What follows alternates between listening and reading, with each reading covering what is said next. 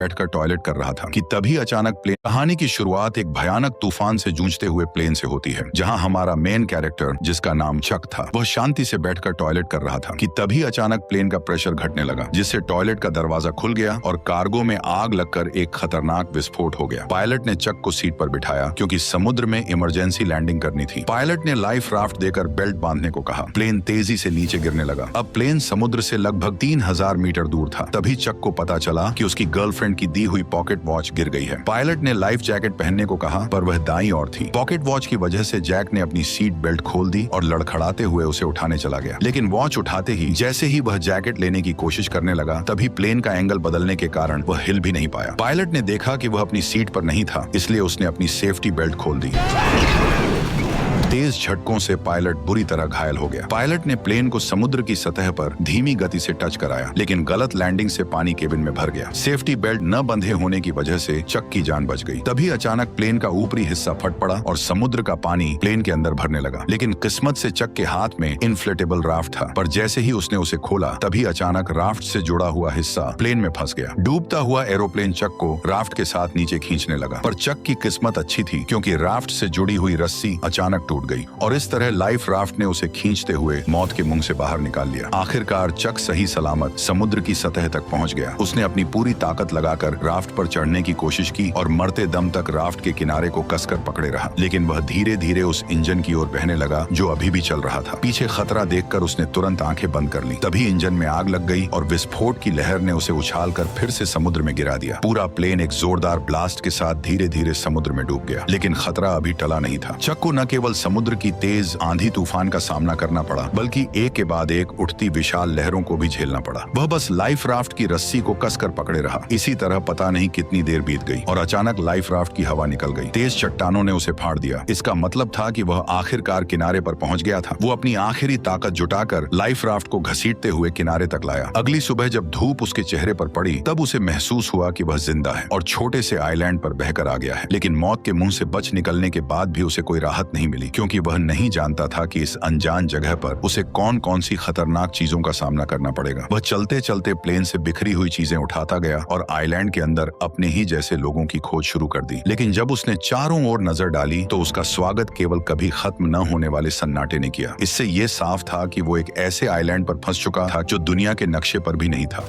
कोई है यहाँ फंसकर मर ना जाए, इसलिए उसने खुद को बचाने के लिए तरह तरह के उपाय सोचने शुरू कर दिए। लेकिन इस समय उसके पास समुद्र तट पर हेल्प का निशान लिखने के अलावा कोई कारगर तरीका नहीं था। जल्दी ही रात का अंधेरा छा गया और वह अब भी उम्मीद कर रहा था कि कोई गुजरती हुई नाव उसे देख ले। लेकिन जैसे जैसे रात होती गई, उसकी उम्मीदें भी धीरे धीरे चारों ओर के सन्नाटे की वजह से डर में बदलती गईं। वह जंगल के बेहद खतरनाक जीवों की आवाज सुनकर लगातार डर से कांपता रहा। अगले दिन उसने इकट्ठा की गई चीजों से एक काम चलाओ रेस्टिंग प्लेस बनाया और प्लेन से निकले सामान की जांच शुरू कर दी। अब उसके पास उसकी गर्लफ्रेंड द्वारा दी गई एक पॉकेट वॉच के अलावा और कुछ भी काम का नहीं बचा था। अपनी गर्लफ्रेंड के साथ बिताए पलों को सोचते हुए उसे इस प्लेन में आने का और भी ज्यादा पछतावा हुआ। दरअसल केली के बिजनेस ट्रिप पर जाने से पहले उसने चक को एक पॉकेट वॉच दी थी, ताकि क्रिसमस पर लौटते ही दोनों एक दूसरे से शादी कर लें। लेकिन एक अचानक हुई विमान दुर्घटना ने इस शादी को यहीं पर रोक दिया। जब उसके सभी फैमिली मेंबर यह मान चुके थे कि चक इस हादसे में मारा गया है, तब भी वह जिद के साथ जिंदा रहा। लेकिन इस सुनसान आइलैंड पर खाना पीना बहुत बड़ी मुसीबत बन गया था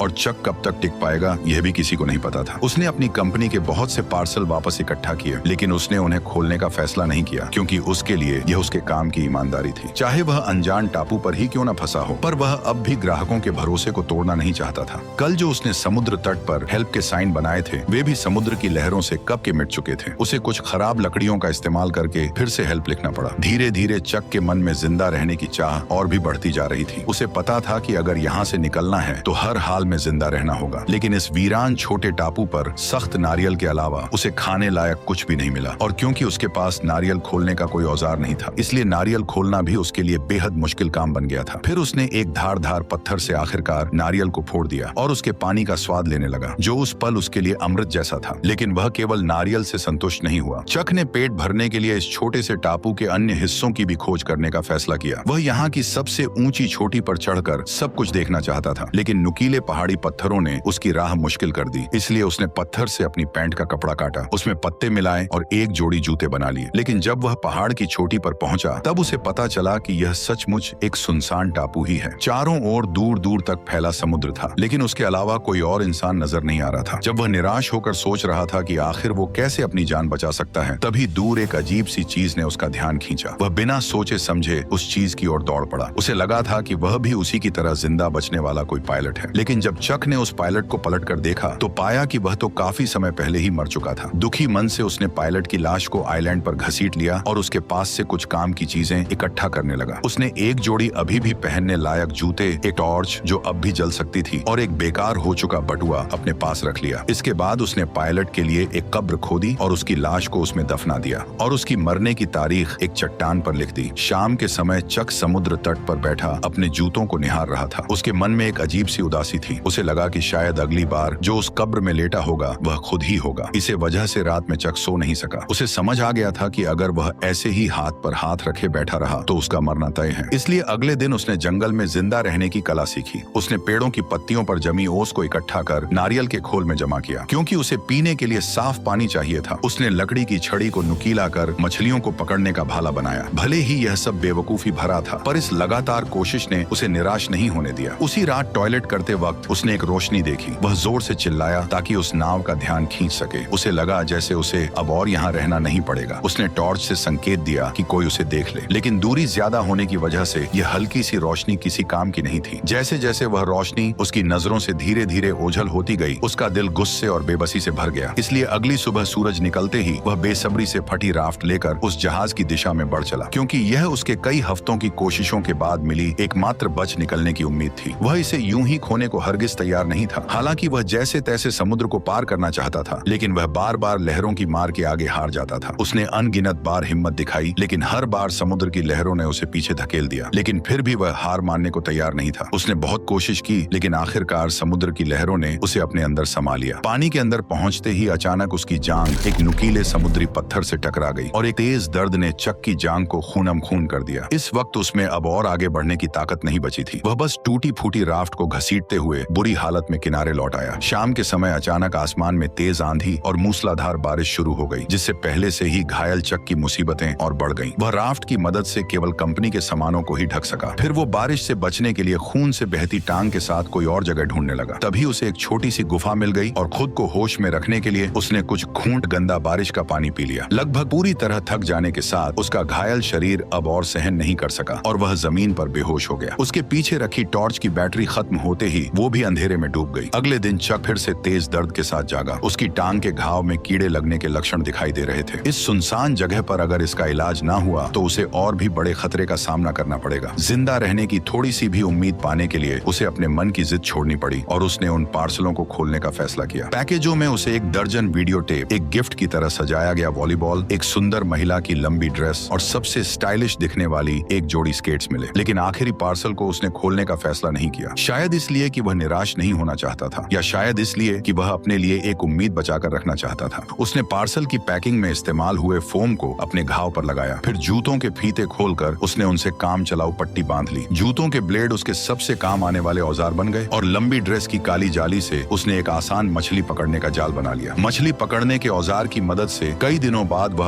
आखिरकार पहली बार पेट भर खाना खा सका।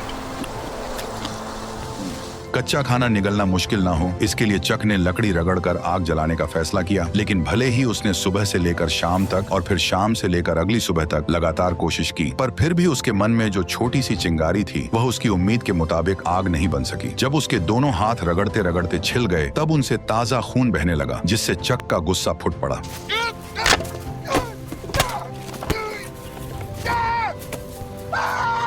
आइलैंड की मुश्किल जिंदगी और पुरानी चोटों ने उसे पूरी तरह तोड़ दिया था। चक ने किनारे बैठकर अपने घावों को पानी से साफ किया और तेज दर्द ने उसे परेशानी का एहसास फिर से करा दिया। अब उसके लिए जिंदा रहना एक ऐसा सवाल था जिससे वह भाग नहीं सकता था। अभी अभी गुस्से में फेंकी गई वॉलीबॉल उसके पैरों के पास पड़ी थी, जिस पर उसकी ताजा लाल हथेली की छाप बहुत ही चमकदार दिख रही थी। तभी उसके दिमाग में एक अजीब ख्याल आया। उसने अपनी लार से हथेली के निशान पर 2 आंखें और ऊपर हल्की सी मुस्कान बना दी। अब वह वॉलीबॉल एक इंसान के चेहरे जैसी लगने लगी लगी थी। शायद बहुत ज्यादा अकेले रहने के कारण उसने तय किया कि वो इस चेहरे को अपना दोस्त बना लेगा। उसने वॉलीबॉल का नाम विल्सन रखा और उसे अपने पास रख लिया ताकि वह उसकी जिंदगी में उसका साथ दे सके। यह दृश्य थोड़ा अजीब जरूर था, लेकिन कम से कम उसे अकेला होना महसूस नहीं हुआ। विल्सन की निगरानी में चक को जैसे फिर से पूरी ताकत मिल गई। जैसे जैसे वह तेजी से लकड़ी को घिसता गया, लकड़ी के टुकड़ों के बीच सचमुच चिंगारी निकल आई। जलती आग को देखकर चक बहुत खुश हो गया, जैसे उसने कोई बड़ी जंग जीत ली हो। यह आग उसके लिए खाना पकाने की अच्छी स्कीम होने के साथ अपने यहाँ होने का सिग्नल भेजने की भी अच्छी जुगाड़ थी। रात में वह खाते हुए विल्सन से अपनी हालत पर बात करता है। उसकी कैलकुलेशन के हिसाब से वह अब लगभग 4000 मील से भी अधिक दूर निकल आया था। यानी अगर वह चाहे कि कोई उसे ढूंढ ले तो उसके मिलने की संभावना लगभग नामुमकिन थी। लेकिन अब चक के पास कोई रास्ता नहीं था। वह बस खुद को मजबूत कर जिंदा रहने की कोशिश करता रहा। कच्चा खाना खाने और गंदगी से उसके खराब दांत सूजकर इन्फेक्टेड हो गए। आखिरकार असहनीय दर्द के कारण उसने ठान लिया कि वह अपने दांत को निकाल देगा। उसने एक हाथ में स्केट वाली छुरी दांत पर टिकाई और दूसरे हाथ में पत्थर लिया। उसने सोचा कि लंबे दर्द से बेहतर है एक बार का दर्द। फिर उसने जोर से वार कर दिया। जंगल में जिंदा रहने में एक्सपर्ट होने के बाद भी उसकी आंखों में अब वह चमक नहीं रही थी। 4 सालों के अंदर चक अब एक जंगली आदमी बन गया था। हालांकि मछली पकड़ने में माहिर होने से उसे मांस की कमी नहीं थी, लेकिन उसकी आंखों में पहले जैसी जीने की गुंजाइश गायब हो चुकी थी। अब वह बच निकलने की कोई उम्मीद नहीं रखता था और हर दिन का जिंदा रहना बस उसकी अकेलेपन का एक और दिन था। पर कुछ समय बाद उसे चट्टान के किनारे से एक टिन का टुकड़ा मिला और वो उसे समुद्र तट पर ले आया। लेकिन जैसे ही समुद्री हवा ने उस टिन के टुकड़े को गिरा दिया, तभी अचानक उसके दिमाग एक आइडिया में आया। अगर वह इसका इस्तेमाल समुद्र की लहरों को चीरने के लिए कर सके तो शायद सच में उसके पास इस जगह से निकलने का मौका हो सकता है। यह आइडिया आते ही उसने एक पल और इंतजार नहीं किया। उसे इस सुनसान टापू पर से जल्द निकलना था। चक तुरंत हरकत में आ गया। सबसे पहले उसे एक नाव बनानी थी। उसने बहुत सारी टहनियां इकट्ठा की और उन्हें एक साथ रखा। फिर जंगली रस्सियों का इस्तेमाल किया और सबको एक साथ बांध दिया। यहाँ तक कि बेकार वीडियो टेप को भी रस्सी बना लिया। अब चक की मेंटल स्टेट बिगड़ने लगी थी। उसे लगने लगा कि विल्सन उसे देख रहा है और उसे जाने नहीं देना चाहता। इसी वजह से उस रात वह विल्सन से झगड़ पड़ा। मैं अपनी पूरी जिंदगी तुमसे बात नहीं कर सकता। सुना तुमने 2 टके के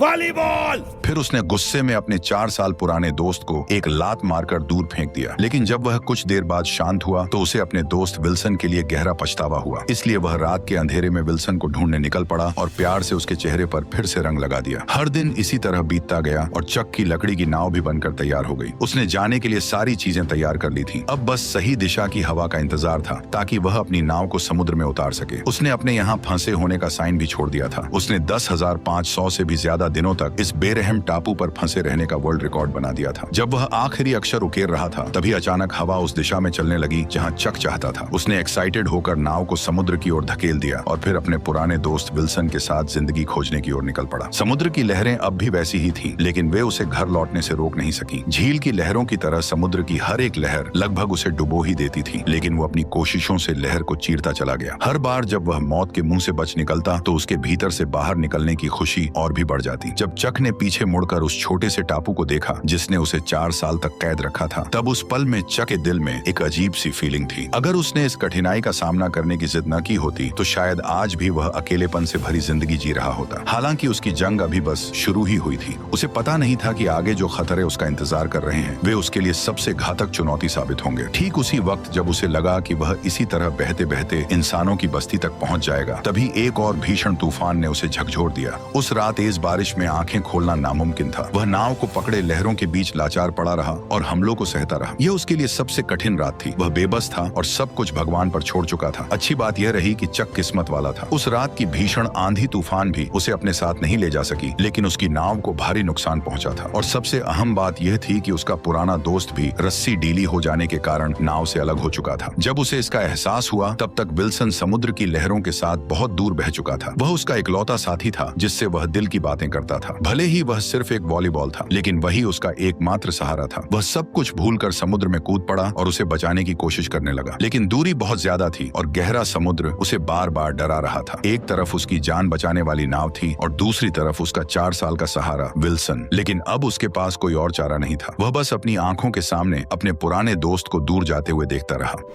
विल्सन, मुझे माफ कर देना।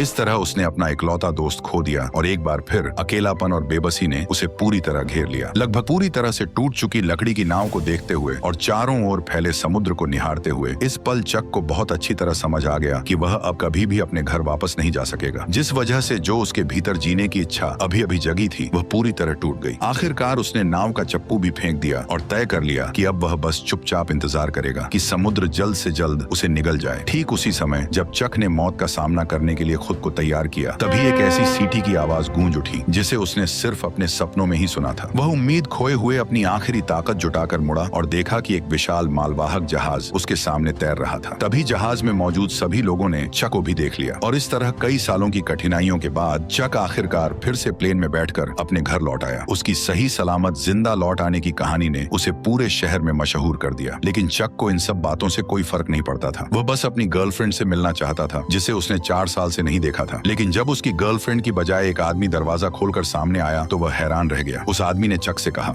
मैं केली का हस्बैंड हूं, जेरी लवेट।